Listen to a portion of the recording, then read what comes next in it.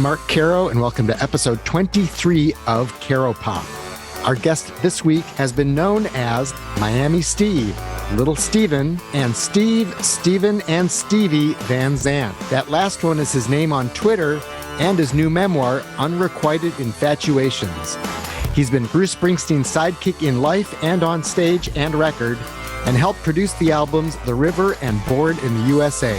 He was the original chief songwriter, producer, arranger, and guitarist for Southside Johnny and the Asbury Jukes, and he wrote that band's signature tune, I Don't Want to Go Home. He has been the frontman of his own band, Little Steven and the Disciples of Soul, which released its first album in 1982 and its most recent one in 2009. He also created Artists United Against Apartheid and led an all-star collection of rockers and rappers on the Sun City protest single and album in 1985. Those efforts are often credited with helping speed the end of apartheid in South Africa. Despite having no acting background, Van Zandt was a crucial cast member on one of the consensus greatest TV series in history, The Sopranos. Series creator David Chase originally wanted him as Tony Soprano, but instead, Van Zandt played Silvio Dante, Tony's consigliere. Several years later, he was starring in and producing, writing and directing, and writing music on Netflix's first original series, Lilyhammer, which was set in Norway. More recently, he played Jerry Vale in Martin Scorsese's The Irishman. 20 years ago, Van Zandt created the syndicated radio show Little Steven's Underground Garage, followed by the Sirius XM satellite station of the same name. If you want to hear the rock and soul he grew up listening to, and the music since then he considers worthy of this grand tradition, that's your station. You also hear his distinct voice as he tells colorful tales celebrating music history. Van Zandt oversees two other Sirius XM stations as well, Outlaw Country and Little Steven's Coolest Songs in the World, which assembles the songs he has honored with that title each week on the Underground Garage. A lot of those songs appear on Wicked Cool Records, the label he launched in 2004. He also created a Broadway show around the band The Rascals. And if all that weren't enough, he wrote his memoir, Unrequited Infatuations. I asked him, what's so unrequited about his infatuations? I wish my infatuations were as requited as his appear to have been. Look at all that has resulted from his love of music, the arts, and activism. But when you read his book and listen to him speak in this conversation, you become aware of how much more he wants to do and wishes he had done. This is a fascinating conversation with a multi-talented, energetic, accomplished guy who is still not satisfied, and he explains his reasons. He's a leading champion of a brand of rock and soul music that has become marginalized in our culture.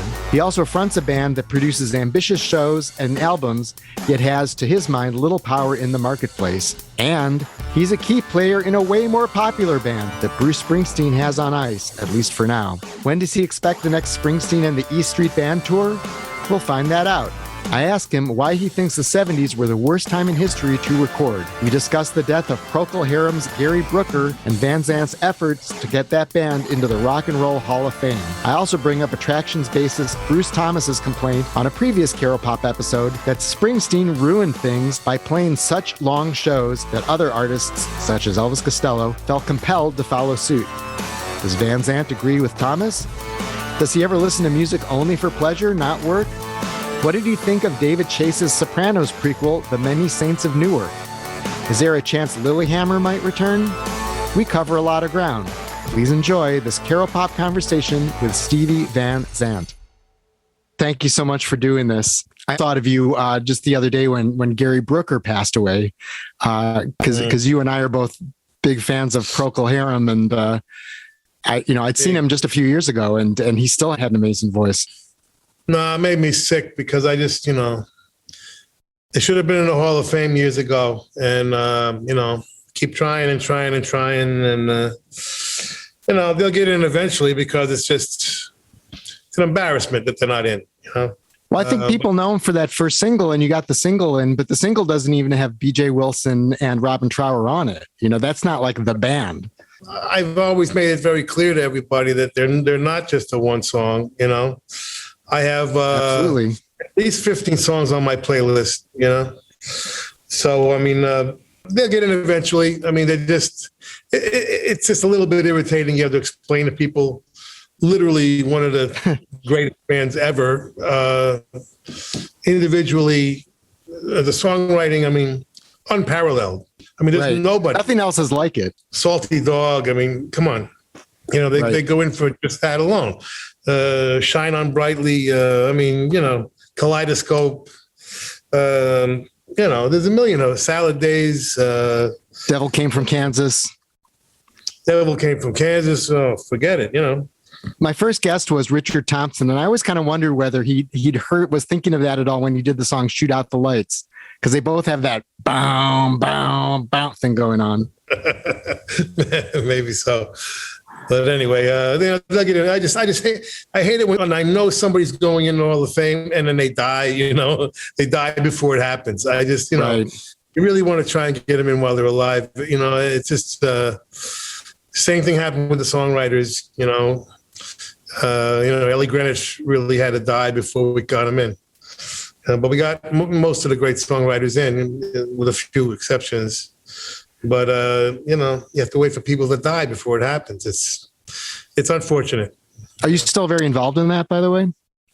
Yeah. I'm on a nominating committee, which, you know, it's tough. It's tough every year because everybody has good choices. You know what I mean? It's not like people are coming in with bad choices. You know, everybody's got different opinions about things, but there are certain groups that I think, you know, frankly, transcend taste. When, in the case of Procol Harum, who literally invented the progressive, you know, art rock genre, you know, them in the left bank, you know, who will never get in probably. You know, that whole concept of combining classical music, you know, with rock, you know, I mean, they owned it. And you know, aside from being individually legendary, you know, B.J. Wilson, drums, Robin Trower, it's one of those things. Yeah, I agree with you. I really enjoyed your book, and part of it was because I'm a big listener to Little Steven's Underground Garage, and I originally listened to it when it used to be on WXRT, and we finally got a new car last year, and I got the Sirius XM, and I'm like, well, we got to keep this for Little Steven's Underground Garage, and so you're such a natural storyteller on there that I'm hearing your voice telling the stories in the book, and you're just a fantastic storyteller, and you just also hit all these notes of things that, I mean, like, you know, I'm a Midwestern kid who's a little younger than you, but I relate to so much of what you're saying about, you know, whether it's about music or about kind of approach to life. It's not even a question, but I'm just saying I really appreciated it. So, well, thank you. You know, I wanted it to be more than just a book for musicians. You know, I wanted it to be more than that. I think, you know, the first half of the book is sort of that, you know, local kid from Jersey makes it to the top of rock and roll, which is a terrific story, you know, by itself. But, you know, the second half of the book is where I think the themes start broadening out to, you know, get a bit more inclusive and a bit bigger, you know, the search for identity, the search for purpose in life, and the things that I think everybody can relate to. Well, you called it Unrequited Infatuations. Are most of your infatuations unrequited? Seems like you've requited a lot of them. Oh, yeah, I requited some. Yeah.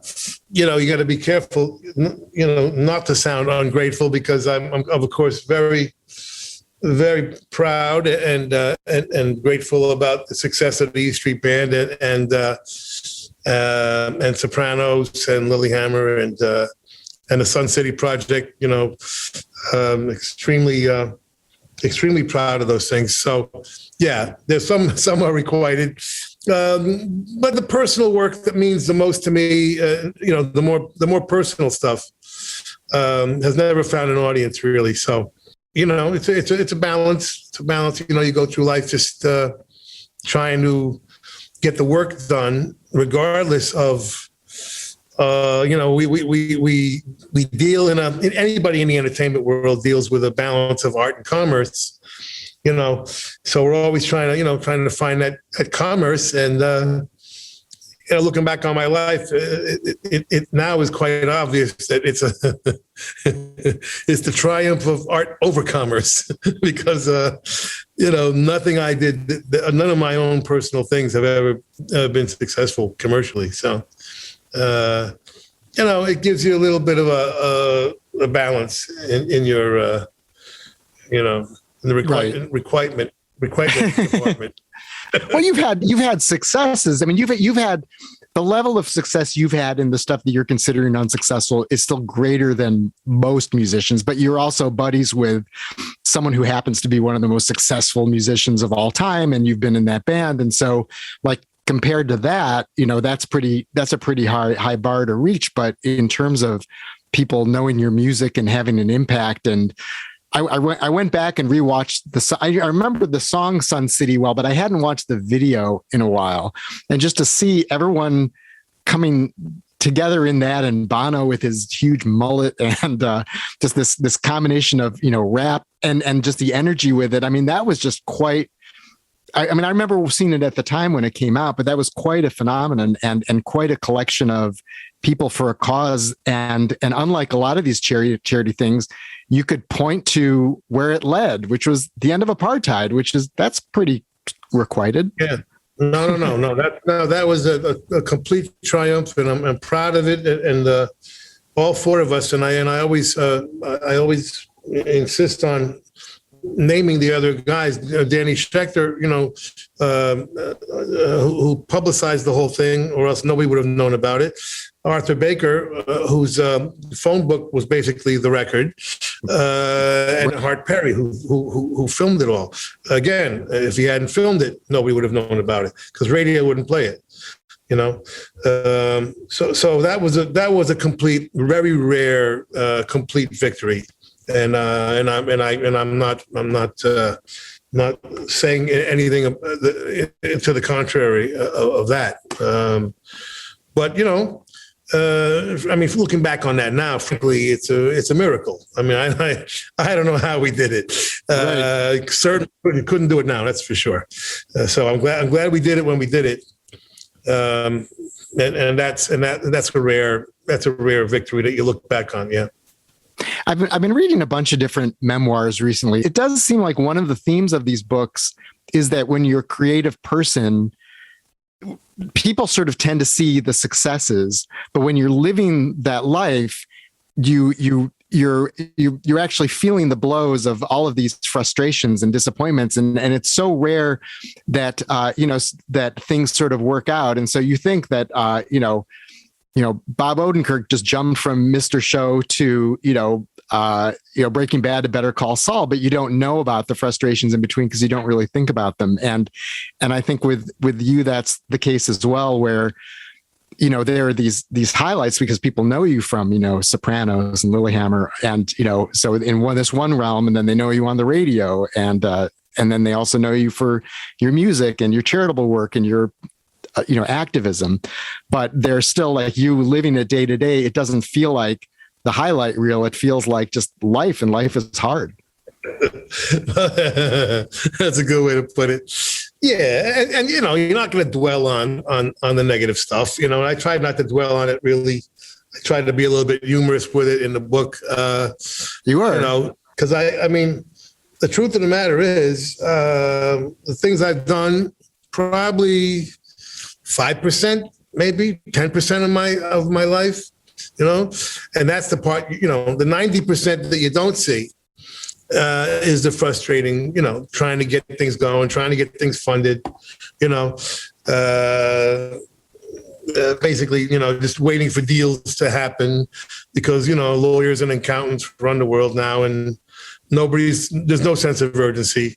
So, that's the thing that, people say, oh, you've accomplished so much. I'm like, are you kidding me? 90 to 95% of my life is pure bullshit.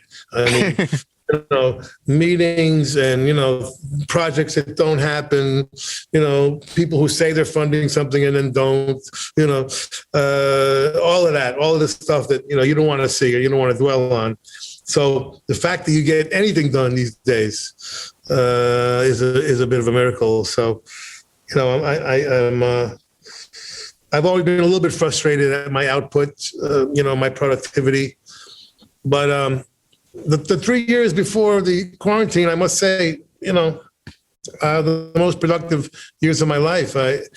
We did 2 new albums, right? Three two world tours, 6 album packages came out, remastered everything. Those albums, Soulfire and Summer of Sorcery, I mean, those are like ambitious artistic records too. Like there's a lot going on those albums.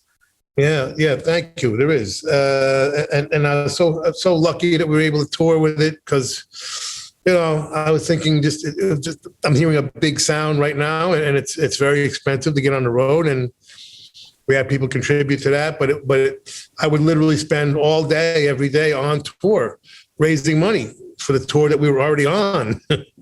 So I mean, those kind of things. Then you get the 2 hours or whatever it is on stage, which is, the sanctuary. That's the fun part of the day. Yeah, you wrote this later when you were trying to get this Rascal show going. You said it was the same story as always.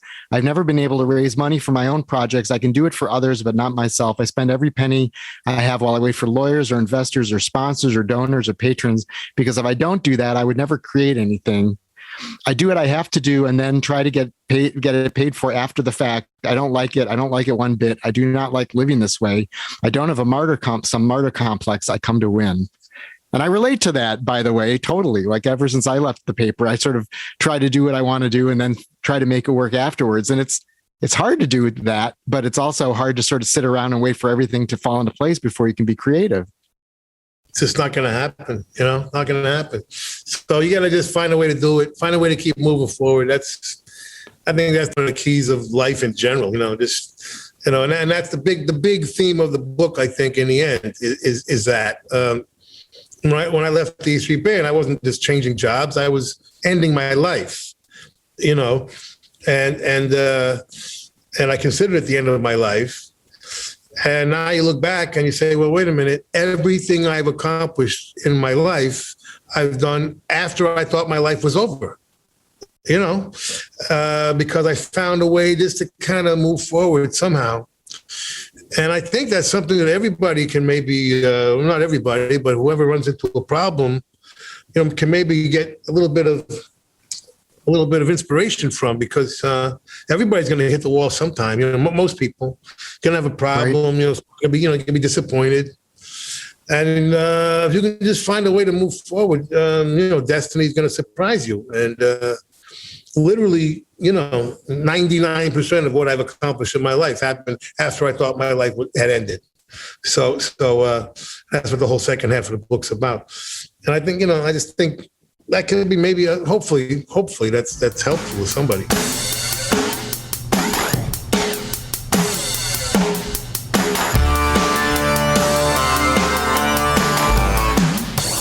Which was most of sort of fulfilling the dream for you when you were a kid? Playing on stage, recording in a studio, or playing all the records you love on the radio? Yeah, it's funny how the whole radio thing really did justify a rather what was thought to be a useless youth. Listening to records, it turned out to be coming quite handy. Well, it informed everything you did, though. Yeah, I mean, it's hard to divide those things. The thought of making a living playing rock and roll was quite a long shot. So just the fact that you can make a living doing it, I think, is the first hurdle, the first miracle. Then you get into the business, and then, I talk about the 5 crafts of rock in the book, the last of which is learning recording, which took us a long time to do. Really, it took us 5 albums. And, now, everybody's recording at home, and, it's a whole different story. But so that was exciting, also, and then playing the songs on the radio was really a nice way to justify my youth. How much of the Underground Garage is part of your sort of day-to-day life and satisfaction? You know what? I when I hear a new song, I still find it exciting and fun. I mean, really, that hasn't changed much. introduced over 1,000 new bands, and we pick a new song, a new coolest song in the world every single week. And man, people are still they do it. Kids are still doing it. We got a lot of young bands, between the record label and the radio. It's incredible with no infrastructure left, no industry left really. It's rock is totally over in the mainstream. We're still big live. Those of us who got through the door in time, we're still okay live, but there's no reward for playing rock and roll anymore. So yet, we found 1,000 bands that are doing it, and you want to support them even more because of that. And they come up with great songs. How could those 3, 4, 5 chords, 12 notes, how can people still be coming up with new songs? It blows your mind. Right. But they do. And so it's just as exciting. And I get a very, very satisfying feeling to turn people on to something new, just like I was turned on when I was young. And regular radio doesn't do that anymore. So our format is the only one playing old stuff and new stuff. And you have your wicked cool label, and you're signing bands too, and releasing the stuff. Yeah. They that was another factor because, they just had no place to go. The big record companies are not looking for rock bands, so we found a way to do it where we can, where we can support these bands. And that's very satisfying at this point to turn people on to new stuff, to new bands. And, it's hard for them to break through, but maybe some promoter hears them and puts them on a festival or something, Has the vinyl resurgence helped you as a record label? Because, it became so hard to sell music, but at least records are back, vinyl's out selling CDs again. So it's more fun to put out a record and to buy a record now. It would be phenomenal if there was any plants that that were making it, for some, they're all tied up now. It's a year you have to wait. Wow. Okay. Which is ridiculous. A year. Okay. 6 months was ridiculous. And now it's a year because there's no new plants. I'm like, why not? Vinyl's not going anywhere. It's back to stay. I'm quite sure of that. CDs may disappear, but vinyl's not going anywhere. Why can't anybody start manufacturing plants? I don't get it. Every single year, it's like another month you have to wait. So it would be great. We always encourage people to go to your local record store and support them, and the vinyl stores especially. But, our bands want to put records out. But at this point, we're basically kind of doing 2 different releases. When somebody has a record ready to go, right, we don't want to wait a year, to put it out. Hopefully that's going to change. So that could be your next big money hole. You could open your own record pressing, wicked cool vinyl pressing or something. Yeah, Jack White was intelligent enough to do that. Right. He found the machines, and right as the trend was starting, he was very, very, very smart. Jack White should print your stuff. Come on. Come on, Jack. I was here first. He should. We were the first ones to play him. We were the first ones to play the White Stripes, and his new single is incredible. Have you heard his new single? I liked it. Yeah, I heard it on your radio station. That's exactly where I heard it. That's the only place you're going to hear it. But it is legitimately phenomenal. That guy.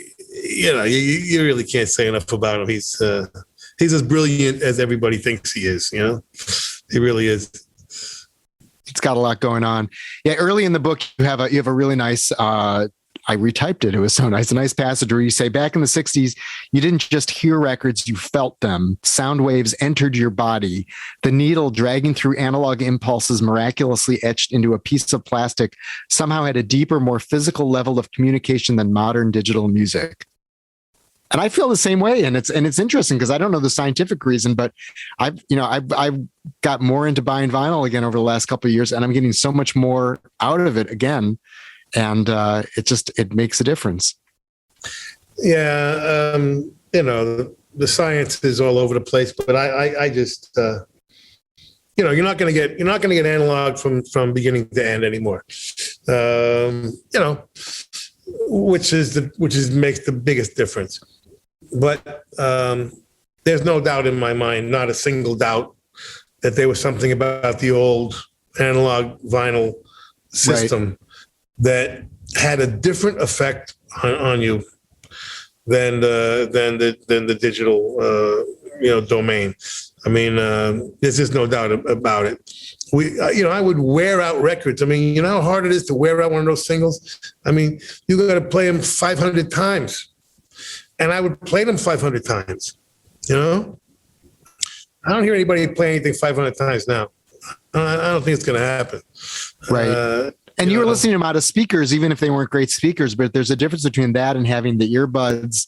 There's just a different visceral experience if it's just like in your ear versus like in the room hitting you in the chest.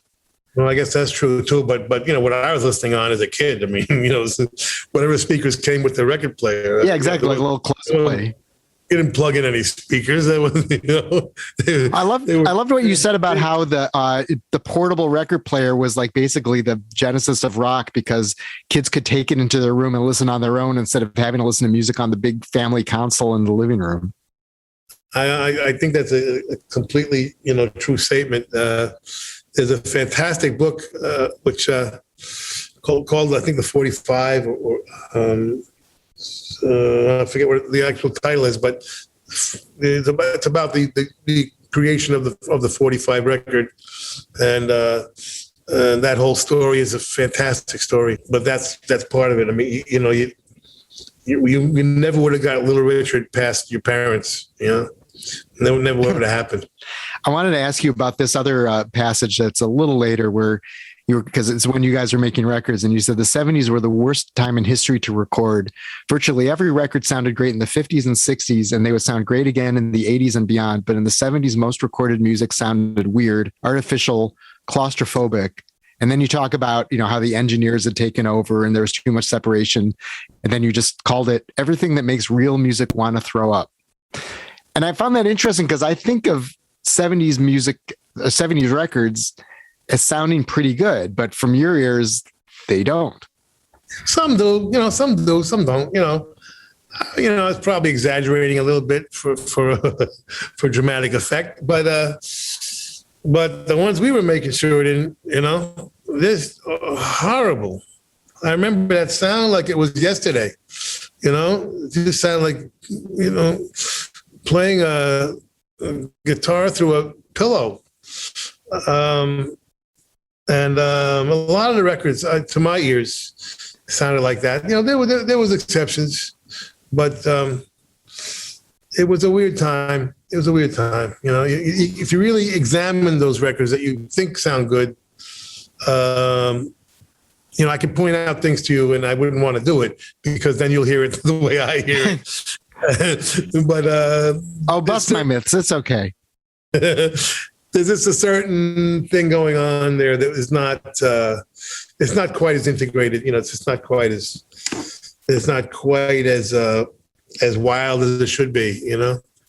Well, it's interesting because you go into the high-end stereo store and they'd pull out, their copy of, Steely Dan's Asia or, Dark Side of the Moon. And that would be like listen to the fidelity on that. But it's certainly a different sound from, when you just had fewer instruments and stuff being recorded more directly, which was in the late 50s and 60s. I talked to some mastering engineers and like Bernie Grunman and Kevin Gray, and they were talking about how like the best sounding stuff was from that late 50s, early 60s period.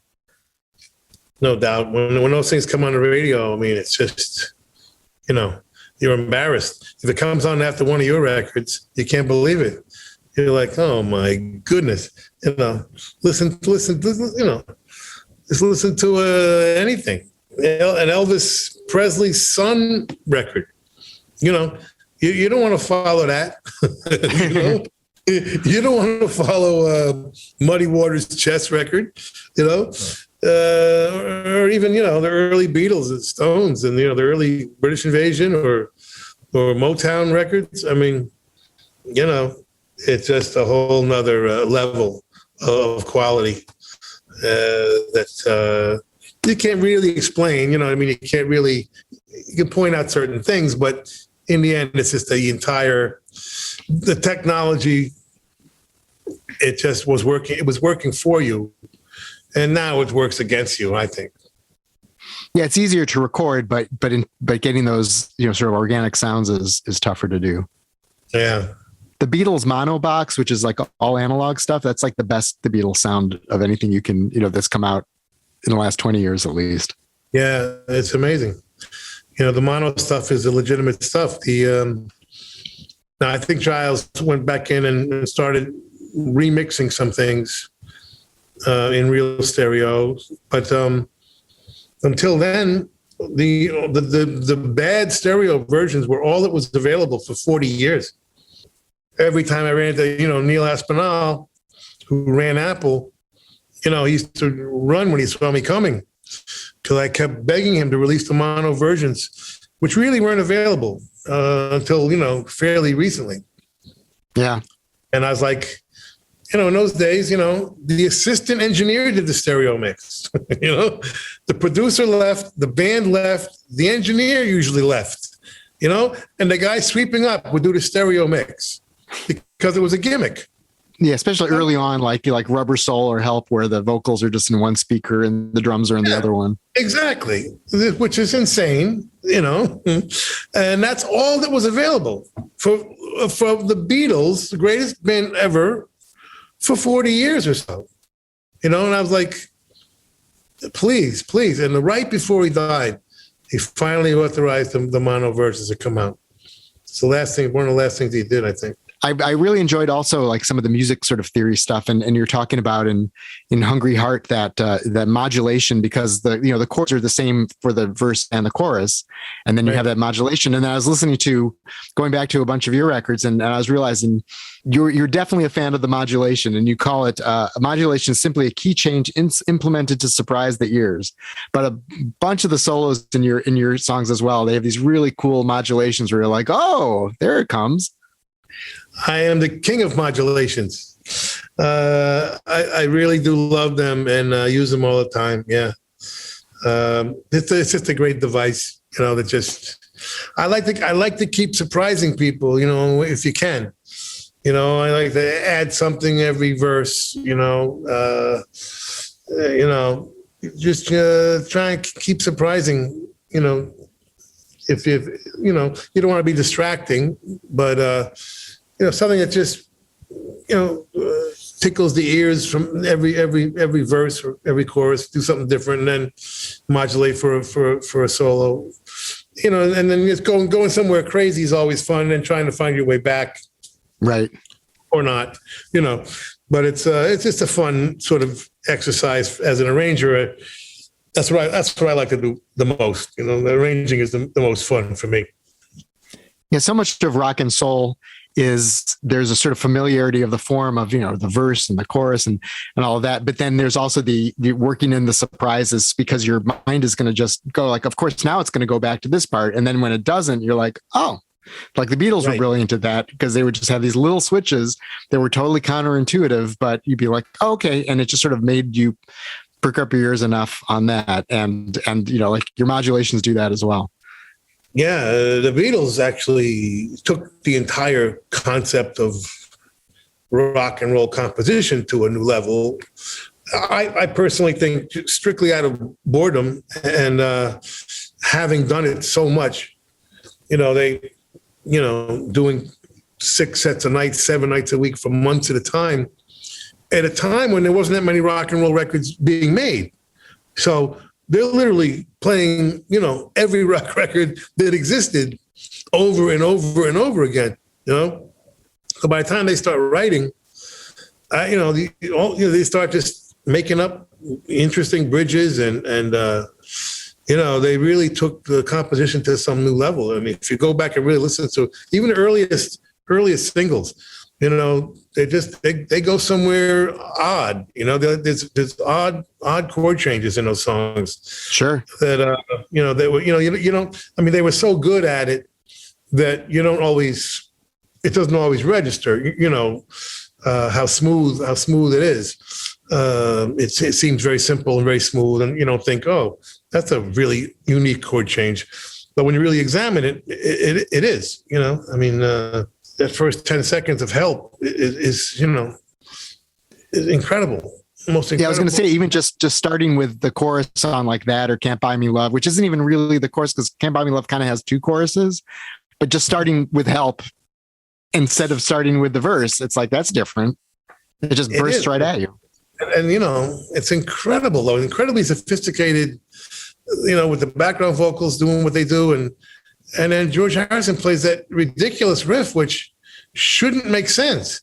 If you really examine it, how does that riff make sense there? But it does, that thing. I mean, it's just incredible. And they're just banging them out, man. They're banging that stuff out.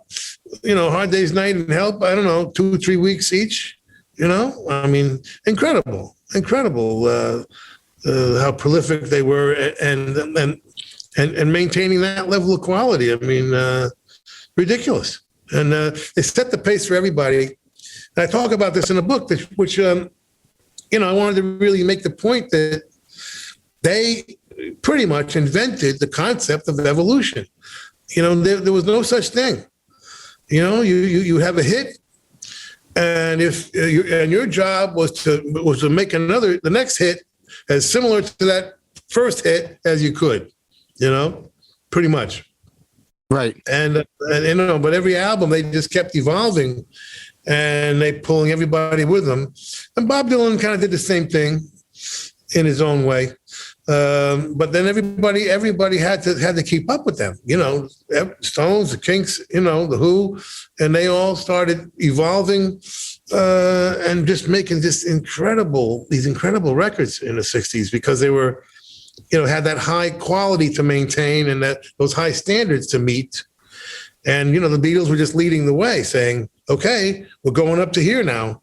Come on, everybody. And everybody's next record had to had to get up there, and and that would continue, until they started saying, okay, we're done, which was, Let It Be, right. After 67, but through 67, from 64 to 67, those, 3-4 years, just incredible evolution going on. You go from, literally Twist and Shout to I Am the Walrus in 3 years, 4 years. Right. And then ending on that medley with, at the end of Abbey Road and have that be your last musical statement. That's pretty incredible too. So that's. Yeah, that was nice. That was nice.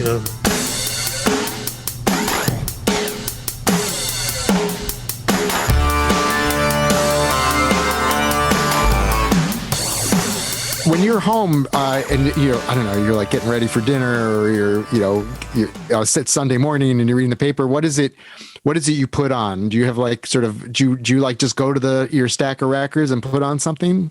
No, usually I'm checking songs on my label.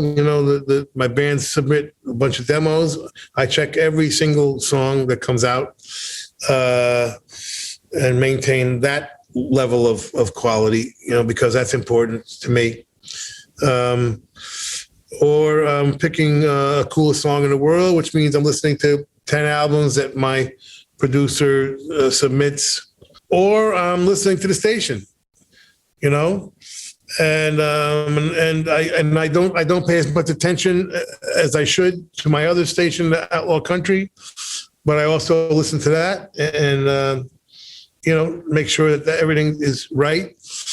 But the Underground Garage station, that keeps evolving. We just started a third station, with all the coolest songs I've picked in the last 20 years, which is 1,000.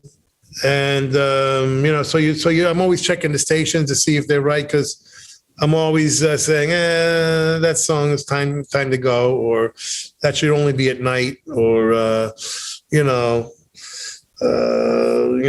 want to make sure the balance is right every hour.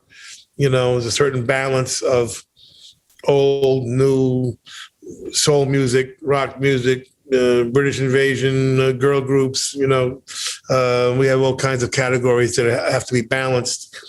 And I'll change the balance every now and then. And it keeps changing, as bands stop getting played on regular straight radio, we may start playing them more. At first, we weren't playing much Green Day because they were getting a lot of airplay. And then they came out with a side group, the Hot Tubs. Right, the Foxborough Hot Tubs. Which was great. And that was right up our alley, of course. That was like written for us. But then, next time we went back to check things out, they were getting played less on mainstream radio. So we started adding Green Day into the format themselves. So that happens all the time, And same thing with the oldies format. Now goes back to the 80s.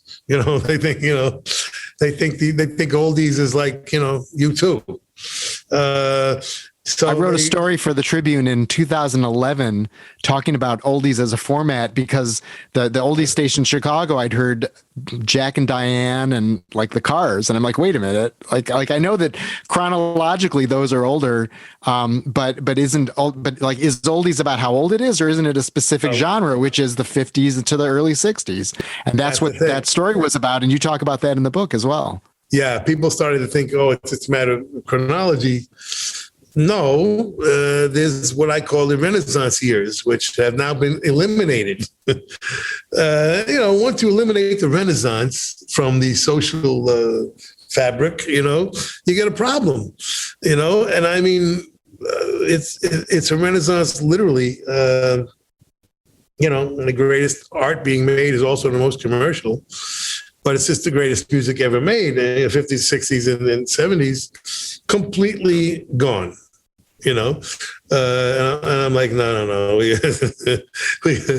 gotta do something about this and make sure that future generations have access to the greatest music ever made. So that was our whole reason for existing. Right. And just the combination of the rock and the soul, and which is where the rock had come from in the first place, was the R&B. And those things just were very natural together and became, sort of segregated from another, at least on the radio in, the decades later. But, when I was growing up, I grew up in the 70s listening, and you'd hear, Lady Marmalade, and then, Aerosmith, and then, Dickie Goodman. and it just was, you're talking about top 40 now. Yeah, exactly. Yeah. But and then I discovered FM, and FM had, other interesting things too. But I heard, Prince and Michael Jackson on, my, progressive rock station. Yeah, that's true. You would hear that. And it was especially noticeable on the rock and roll TV shows, which if you go back and watch them, I don't know if they're still available, but Shindig, Hullabaloo in England, right. Steady. Even though the FM stations later would become more segregated, like you say, the top 40 wasn't, and those shows actually represented more like the top 40 than they did anything else. I mean, the Beatles would come on, and then Marvin Gaye would come on, and then the Kinks, and then Curtis Mayfield. Every single show was like that. So it was amazing to grow up with that rock and soul thing, because they were relating to each other. And the Stones were covering songs that were still were like 6 months old. Right. Irma Thomas had "Time Is on My Side," going up the charts, and the Rolling Stones cover it, and then had the hit, which she has never forgiven them for. And same thing with the Valentinos, and it's all over now. That was going up the charts when the Stones covered it. It wasn't like they covered something from 10 years earlier. That was like 4 months earlier. And they got the hit, and Bobby Womack was very pissed off, and Sam, he was on Sam Cooke's label, and Sam was like, no, take it easy, relax. You wrote it, you're going to see a big check for this, and of course he did, the biggest check of his life, I'm sure. But unfortunately, Irma Thomas did not write "Time Is on My Side." Jerry Ragavoy wrote it, so she wasn't so sanguine. What's the word? Is that the word? Yeah. I like what you write early on about, you're talking about sort of the solo artist versus the band, and you were always in the band mode, in that you with solo artists, you said you fall in love with the guy or you don't, but bands communicated friendship, family, the gang, the posse, the team, the squad, and ultimately the community. When you look back and you write, there's one part where you actually convince Bruce Springsteen that he should put his name on the band, and then you write "What a Putz" about yourself. Do you look back and think, oh, we should have been like, formed a band with a name like, better name, but like a name like the Beatles or something like that, and we could have both been songwriters in the band, and it would have been that sort of thing? Or is that just sort of not something, at Southside Johnny also, you were writing all the songs, but it was still this kind of band but not total band thing? I look back, and I do regret not doing more together. I mean, there was a period when I could have been writing with Bruce much more often, and I don't even know why we didn't, really. But early on, there was certainly an opportunity there to do that. And as far as being in the band name, it became a hybrid situation. When the guy is writing everything and singing it, you now have a singer-songwriter situation with a band, right? And the smart singer-songwriters made sure you know who that band was, because rock is about bands, not about singer-songwriters. So it became the somebody and the somebodies, which was the in-between a solo guy and a band. Somebody and the somebodies had a leader, but it was still a band vibe. And right. you usually would know the band members, and you had a chance to, the interaction of the band members with the leader revealed that it was in fact a band consciousness, especially with us, and that seemed like the more legitimate thing, because he was writing everything and singing everything at that time, and I just thought he deserved to have his name up front. He seems like a pretty headstrong guy with very very exacting to the point of, like clogging things up, the, ideas of what he wanted to do on every record and every song. And you seem like a pretty headstrong guy too. So I could see that, all right, here's your vision, here's my vision, we'll work together on this stuff, but sort of delineating, all right, this is your thing, this is my thing, maybe made sense at the time. Well, he wasn't that exacting. No, not till, I don't know. He evolved as an arranger as it went. So I mean, he had certain things that very precise about. I think a little bit more. Actually, I think he probably was more precise about things on Born to Run than the next three albums. Than Darkness, The River, or Born in the USA. At that point, he wanted my input. You know, he wanted input from me and John. John was there earlier as far as the input with on Born to Run. So, but John's input was largely, I mean, it was musical as well, certainly, but I think a little bit more importantly, the conceptual and the intellectual part of what was going on. By Darkness was just the tragedy of, I think, some of his best songs, and I just never liked the sound of that album. But I was helping out on arrangements on that already, and then we finally got it together on the river, and right, and that finally sounded like we sounded live. If we found a way to make it sound like a band, because it was a band. Yeah, The River was your good sounding early 80s album, and the Darkness was your bad sounding late 70s record. To my mind, yeah. But the idea, like writing songs on the same album, that would have been like sort of harder to pull off at that point. No. By then he was very prolific. Yeah. He wasn't always that way. I mean, he wrote 8.5 songs for Born to Run, and used 8. You know what I mean? Then the floodgates opened after that. He writes 8 songs for Born to Run, 60 for Darkness, 60 for The River, and I don't know how many for Born in the USA. So I mean, just like overnight, the gates just opened. But early on, we could have been writing together all of those years that we were hanging out. I don't know. It just never occurred to me. I just was a pretty slow, stupid kid. What can I tell you? Well, and you were also you were writing those, all those Southside Johnny and the Jukes records and songs. I mean, before that. Yeah, before that, right? Because 10 years. It was 10 years before that. Where we were friends. So we could have been doing things together for years. And that would have been a good thing.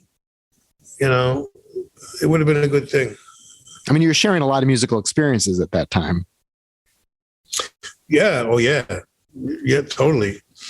Yeah, we go up to Greenwich Village on a bus and see bands at the Cafe Wa Saturday afternoon. We started doing that together. And you guys would take notes at like the guitar players who were really good. Oh, we steal all kinds of ideas and bring them back to our own bands, By the way, in another one of these bands of the Someone and the Somethings, you had Elvis Costello in the Attractions, and Bruce Thomas, their bassist. I interviewed him, and he was complaining that he said Bruce Springsteen and the E Street Band, they screwed it up for us because they played such long sets, such long shows that Elvis wanted to play longer shows. And it's like, I just thought we should get done in 90 minutes. And we just started doing these 2.5 hour shows, and it was all Bruce and the E Street Band's fault. I'm with him. Shorter the better. Of course, I say that, and then I do my tour, and I did the same thing. I was doing 2.5, sometimes 3 hours on my own show. So, the idea though of the old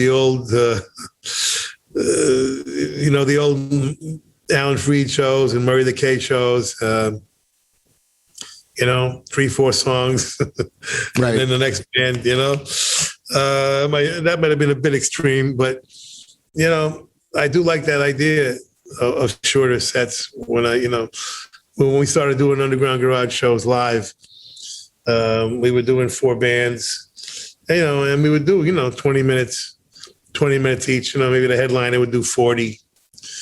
Because let's face it, how many great songs do you have? Unless you've been around for a while and have been really good for a while. Most new bands, they only have a certain amount of good songs. Right. Really great songs. So just play the great ones. Just play the great ones and move on.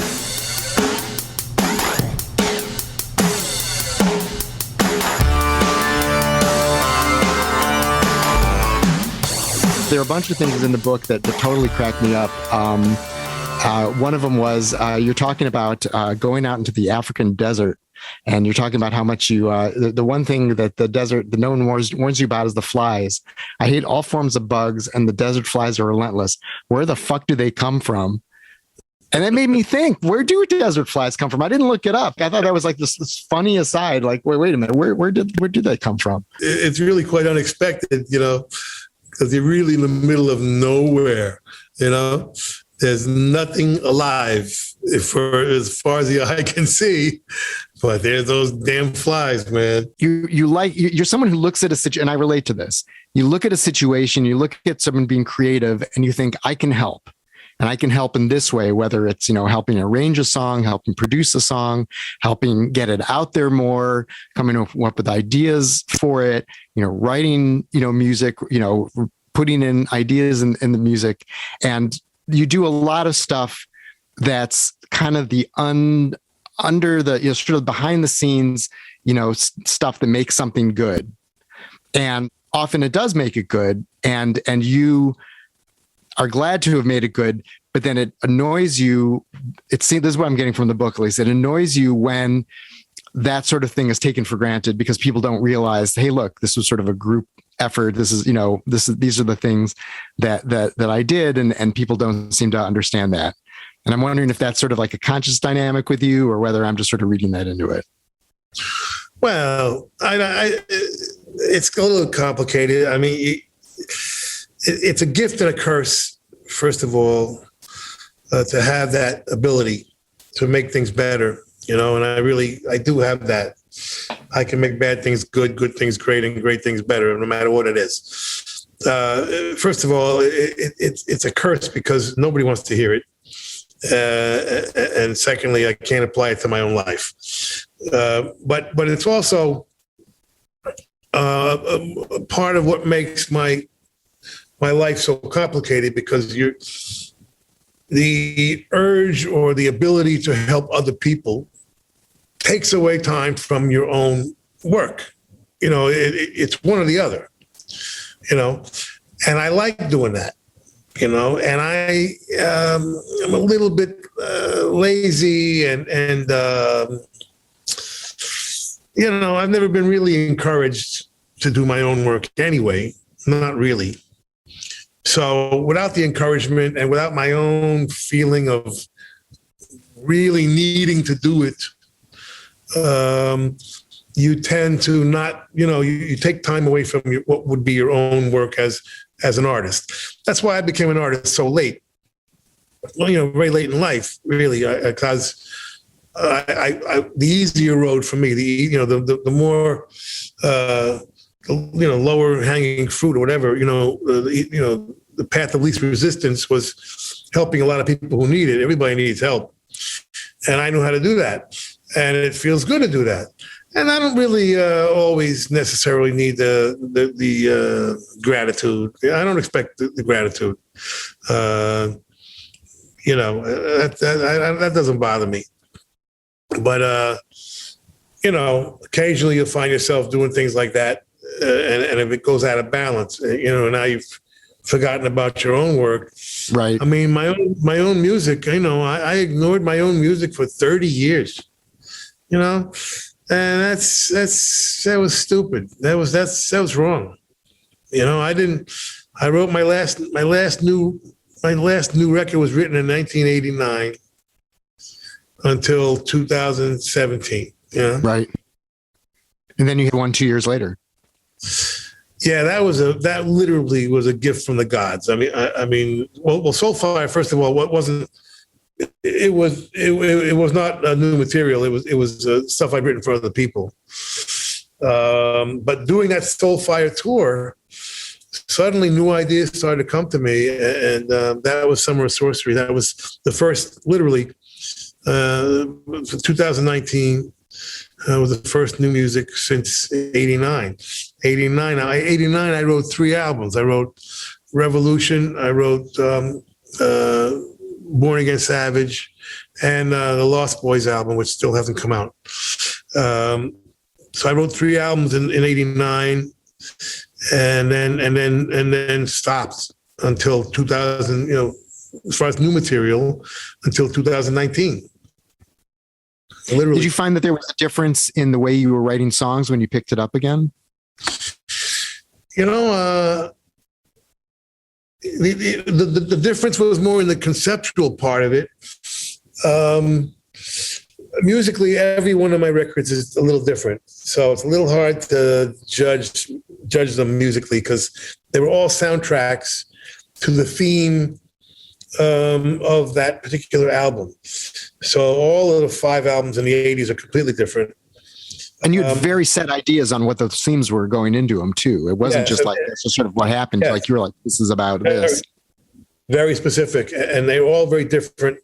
And so the music was different. They really were the soundtracks to each different movie. These 2 records, Soulfire and Summer Sorcery, was the first time I ever did 2 records in a row with the same band and with the same sound. And with, and I, like everybody else does, which was really exciting to me. It's like, geez, I always wondered where I would evolve if I actually stayed in one genre, for a minute. And that's what happened. The difference, so that was different, just having Soulfire and Summer of Sorcery with the same band. But also, I decided, if I'm going to make a new record, it's going to be different in 2 ways. It's going to be different. It's going to be my first record that's not autobiographical, because all my other records are completely autobiographical, pretty much. And it's not going to be political, which will be the first record that wasn't political, because it was in the Trump years. And I was like, politics is just redundant at this point. When you have an administration bragging about putting kids in cages to deter, immigration. I mean, what am I going to say? As opposed to the 80s, when all of the crimes are being, were being committed in darkness and behind the scenes. And I felt very strongly that they needed light put on them, right.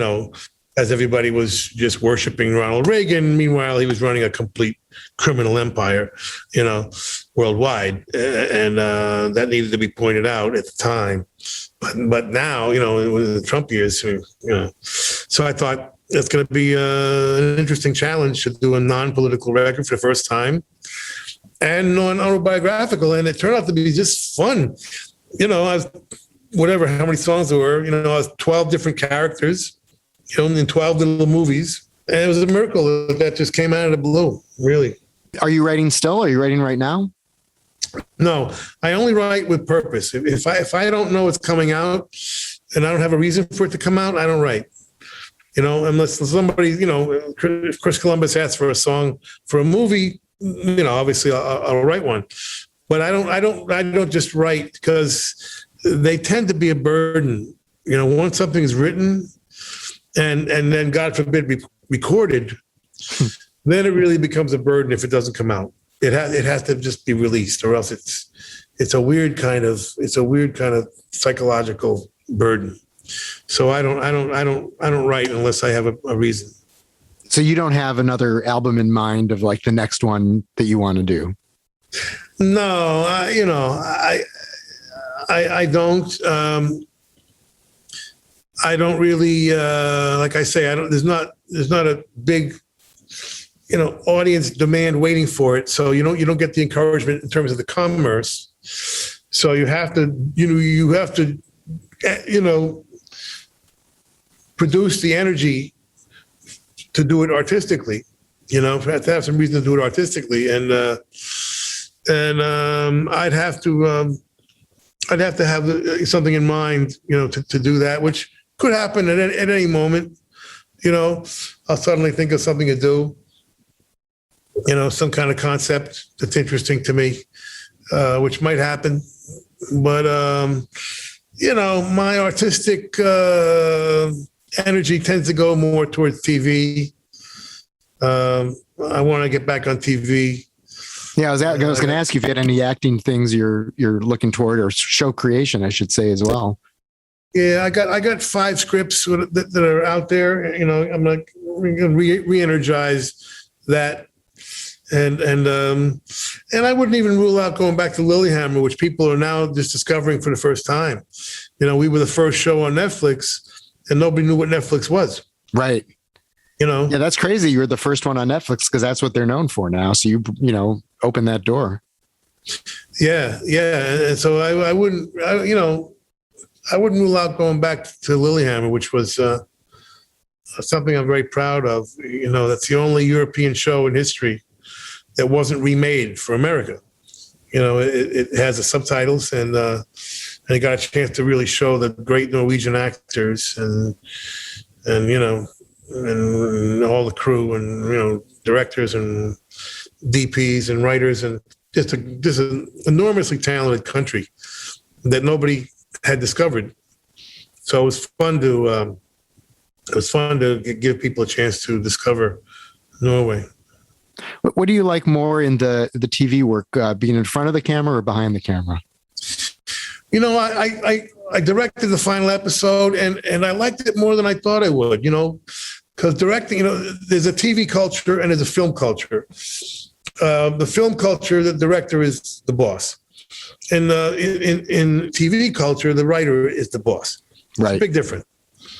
So me being, one of the writers and the director, I had quite a lot of latitude. And, I watched it for 10 years with Sopranos, and I thought, it's kind of fun, but kind of like a traffic cop. I didn't see a whole lot of artistically satisfying, elements to it.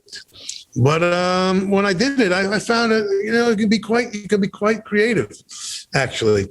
And so I did enjoy that. In general, I enjoy being behind the camera. That's my natural instinct anyway. Whether it's, if I had to identify myself, it would be as a writer, producer. Right. When I'm performing, it's the fun part of life. Whether it's acting or whether it's being a rock guy or whatever it is. That part of life to me is the fun part. The celebration part. It's not artistically satisfying like creating something from nothing. You still in touch with David Chase, and do you guys compare notes on this stuff? Yeah, I talked to him just 10 minutes ago before we started talking. We just talk in general. We're still friends. We stay good friends. What'd you think of The Many Saints of Newark? I loved it personally, and John Magaro did a terrific Silvio. I was going to ask. It was pretty funny. I loved it, really. I loved it, and David, he's never going to make it easy. He's a real contrarian, and people were after him to do a Sopranos movie for how long? 20 years, however long we've been off the air. And he finally does it. And what does he do? He does it mainly about a character that wasn't in the show. Right. And not referred to at all. So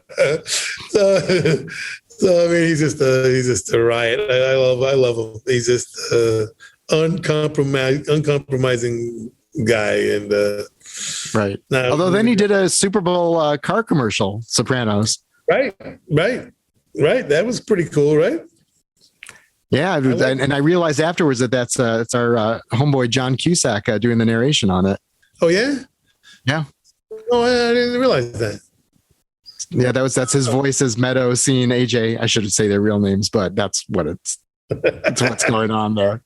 Oh, I didn't know that. No. We were just commiserating about this horror of Ukraine. Yeah, I know. No, it's been a scary time for a while, and you keep thinking you're going to get out of it, and then there's just something else. I'm just sick of it. I'm so sick of the bullies, man. Sick of it. Sick of the, Republicans bullying the Democrats, and this Putin creep. It's just depressing. It really is depressing, man. That was always the through line of all the people who've upset me. I mean, there's all the bullying and stuff, but just the lack of truth. I'll go with John Lennon on that one. Just give me some truth, because it's just like the amount of propaganda and lying, just the campaigns to make you believe stuff that isn't true, to make you feel bad about things that are good. It's just too much. We're in a post-truth era, and it's about to get worse. I just saw a test of some technologies that are just completely scary. They can now literally create, a face that isn't the right face, and the words coming out of their mouth, they can now match exactly the real person. So we're going to start seeing literally people on videotape that we know, that recognize, and have them saying things that are completely made up by some, Russian bot or whatever. Right. They'll have young Elvis Presley coming out with new terrible songs. Well, yeah. I mean, that'll be that part of it, and that'll be the less bad stuff. Yeah. Yeah. So it's about to get even worse. But yeah, well, I just hate bullies, man. Fuck. As this pandemic hopefully, is going to clear out of the way, do you have plans or hopes to get back on a stage anytime soon? We were going to do it, and then kept postponing. So 23 is up in the air. You know what I mean? I think the rest of 22 is gone. But I guess 23 would be a possibility. I don't know. We'll see what Bruce wants to do.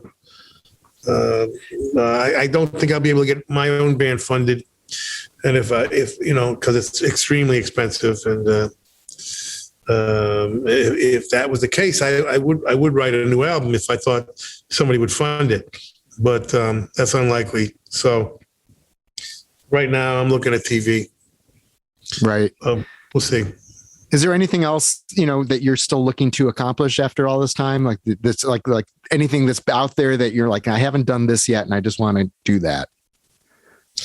Well, I like doing live events. I really, like I said in the book, the Rascals the Broadway show, I think it was the high point of my artistic life. If I had to live my life over again, I would do nothing but that.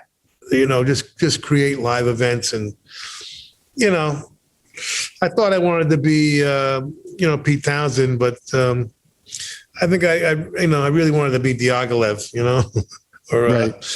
or Bob Fosse.